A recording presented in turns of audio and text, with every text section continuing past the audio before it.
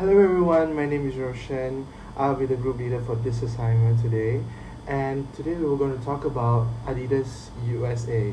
And for starters, we would want to talk about how Adidas entered the US market. So the year was 1986, and Adidas saw the foundation and how they could recognize the potential of American sportswear market, competing big brands like Puma and Nike as well. So on one early success was the iconic Superstar sneaker, and that started its life as a technical basketball shoe and somehow endorsed by the NBA. So, what our team have done is that we went to Kaggle, which is a spreadsheet, a data set website, and we have basically found the total data sets for all sales that was made based on the purchase of Adidas shoe itself. So we basically got that data set, cleaned it, and turn it into the project that we are now discussing.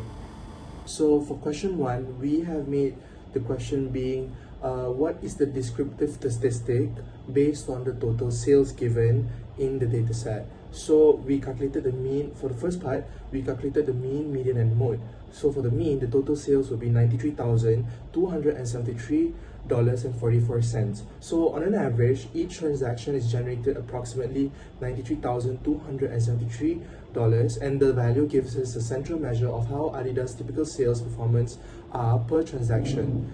Next will be the median. So the median will be $9,576. So the median is much more lower than the mean, indicating that the most sales are lower, but there are actually few larger sales that the skew, the average, is upward.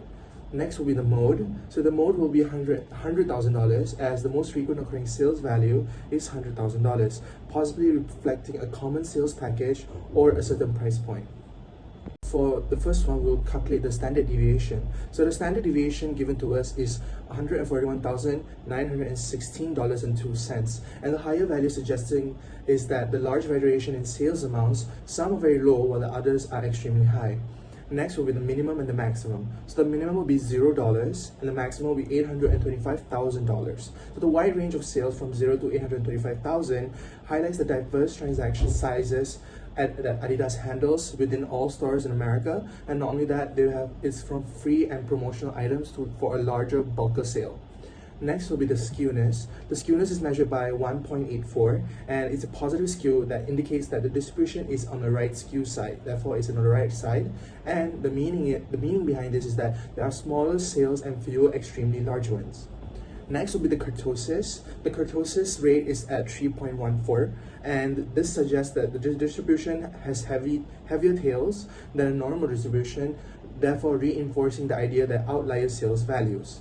Last will be the confidence level at 95%. So the confidence level is between plus minus $2,832.14. So since we are at a 95% confidence level, that means that the true mean total sales lies within $93,273.44 and $2,832.14. So that's all from me, and I'll pass it along to the next presenter.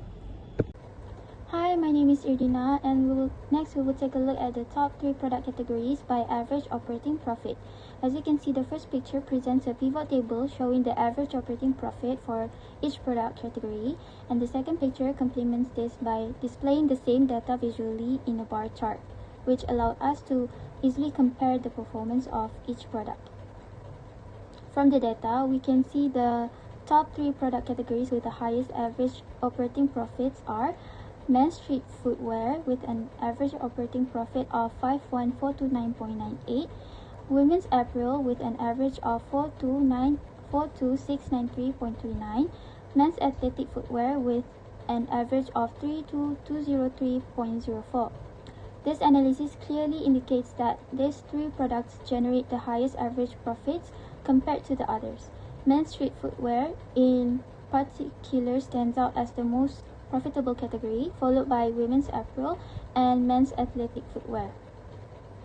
Understanding which product categories are the most profitable can help us to guide future business strategies, such as focusing marketing efforts, optimizing inventory, or identifying opportunities for expansion within these high-performing segments. And that's all from me. Thank you. As shown in the table and column chart, The Southeast region recorded the highest average units sold, with approximately 332.52 units. This makes it the top performing region in terms of sales volume. Coming in second is the South region with an average of about 284.87 units sold. The West follows closely behind in third place with 280.63 units sold on average. Meanwhile, the Northeast and Midwest regions had the lowest averages, each recording just over 209 to 210 units. In summary, the top three regions with the highest average units sold are Southeast, South, and West. This data helps us to identify which region has the strongest sales performance occurring geographically. Next, for question 4, we use multiple linear regression to predict total sales using price per unit and units sold. The model fit is strong with an R squared of 0.87, meaning that 87% of the variation in total sales is explained by these two variables. Both predictors are also highly significant with p-values less than 0.001. From the regression equation, we found that for every $1 increase in price per unit, total sales increases by about 2003.8, and for every additional unit sold, total sales increases by approximately 568.5. Now, looking at the consistency between regression and correlation, we can see that unit sold has a very strong correlation with total sales R equals to 0.91 and a solid coefficient of 568.5, which confirms it's the most reliable and consistent predictor. Price per unit has a moderate correlation, R equals to 0.44, but a higher coefficient. This means that while price does affect sales, it's less consistent compared to volume.